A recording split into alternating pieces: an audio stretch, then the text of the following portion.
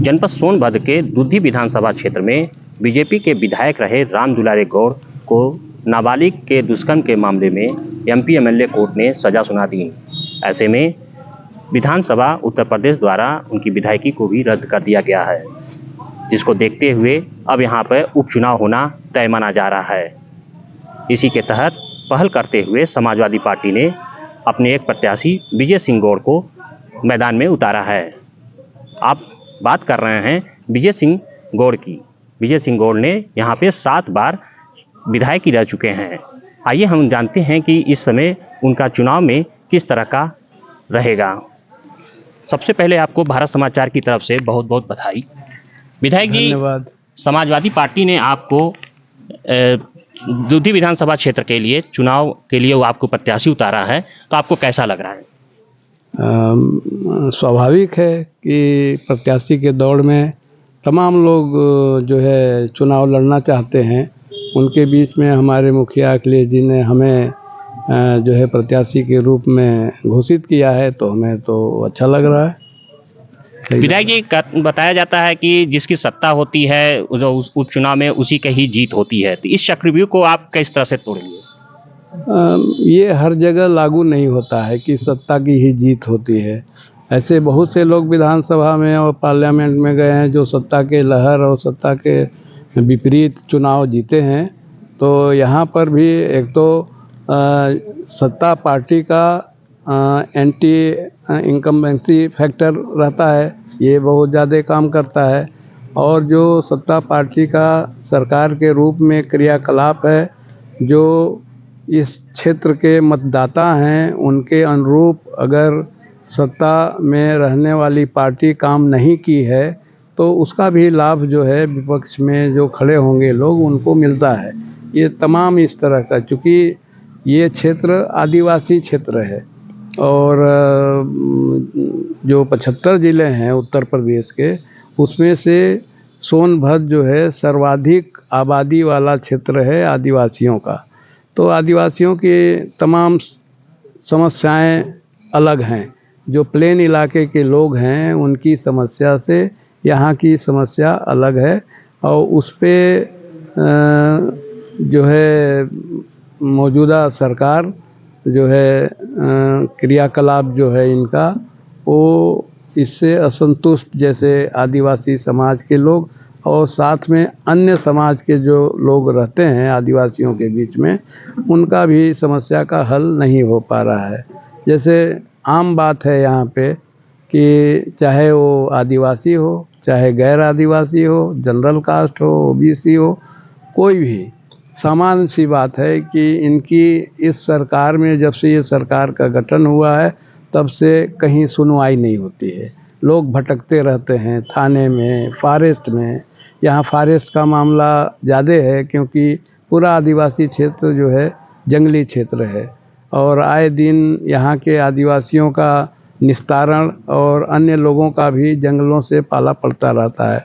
जंगल विभाग के लोग प्रताड़ित करते रहते हैं और ये आदिवासी भटक रहे हैं नेताओं के पास, कहीं कोई सुनता नहीं है। और जो बीजेपी के कार्यकर्ता हैं जिनकी सरकार है, उनकी भी नहीं सुनवाई होती है और शोषण, अत्याचार, अन्याय और बड़े पैमाने पे आदिवासियों की ज़मीन जो है यहाँ पे लूटने की तादाद जो है बढ़ गया है इस सरकार में और कोई पुरसा हाल नहीं है।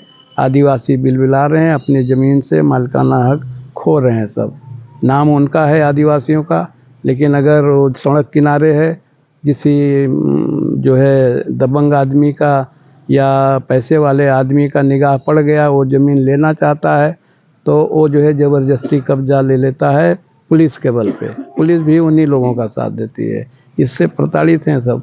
तो ये तमाम इस तरह के अन्य भी यहाँ समस्याओं का अंबार है। इसका हल जो है इस सरकार में कहीं दूर दूर तक नज़र नहीं आता। इससे असंतोष है लोगों का, उसका लाभ हमें मिलेगा।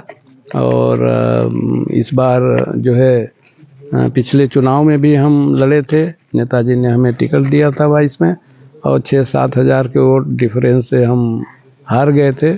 और इस बार जो है लोगों की मानसिकता है, लोगों में चर्चा है कि इस बार लड़िए, हम लोग साथ देंगे और इसी के साथ हम खड़े हुए हैं।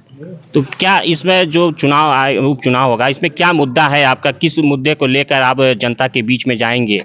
देखिए, यहाँ लिटरेसी भी बहुत कम है आदिवासियों का, और यहाँ हम इंटरनेशनल भाषण करेंगे या देश प्रदेश की बात करेंगे और वो तमाम चीज़ों को, तो इनके पल्ले ये सब बात नहीं। ये जो इनकी समस्या है डे टू डे का, रोजगारी का है, बेरोजगारी है, महंगाई है, काम धंधे नहीं है, पलायन है। यहाँ कोई भी गांव आप चले जाइए, आदिवासियों के गांव, यहाँ के नौजवान जो 8 और 10 पास कर रहे हैं, उसके बाद ब्रेक हो जा रहा है पढ़ाई लिखाई, और ये लोग जो है गुजरात, चेन्नई, रायगढ़ और तमाम जगह जो है रोजगार के सिलसिले में जा रहे हैं। बड़े पैमाने पे यहाँ पे पलायन हो रहा है, तो ये बहुत बड़ी समस्या यहाँ पर है।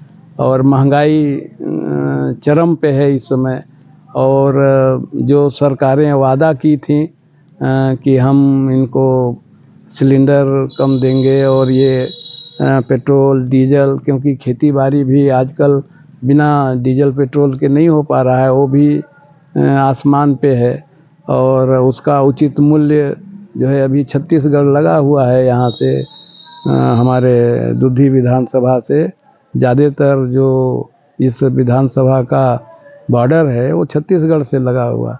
छत्तीसगढ़ में चाहे सरकार कांग्रेस की रही चाहे भाजपा की रही, वहाँ धान का समर्थन मूल्य जो पूरे देश में एक है, 21 रुपये कुछ पैसे है, लेकिन वहाँ पे 30 रुपये, 31 रुपये, 32 रुपये धान खरीदी हो रहा। इसका असर यहाँ सरकार एक है दोनों जगह, और यहाँ पर 21 रुपये में धान किसान को बेचना पड़ता है, वहाँ पे 32 रुपये में, वहाँ ज़्यादा लाभ है। इसी तरह से तेंदुपत्ता में, बनोपज में, हर चीज़ में डिफरेंस है, इसका असर यहाँ पे पड़ता है। तो क्या देखा जाए कि इसमें मुद्दा यही आपके रहेंगे?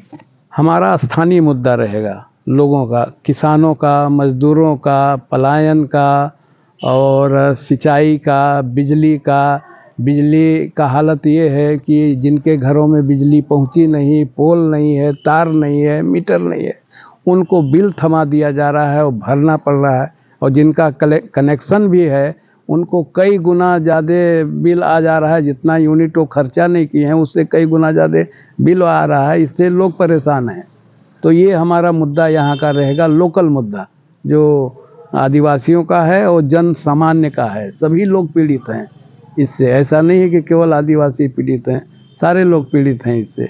इसका कोई पुरसा नहीं है, कोई मतलब समाधान योजना लागू है रोज़ योगी बाबा कहते हैं 80% किसानों को खुशखबरी, टीवी खोलिए उस पे आ रहा है, सोशल मीडिया पे 80%। वहाँ जाइए तहसील के पास, ऑफिस खुला है उनका, वो कहाँ 80% दिया जा रहा है, नहीं दिया जा रहा है, छूट भरवा रहे हैं पूरा का पूरा लोग।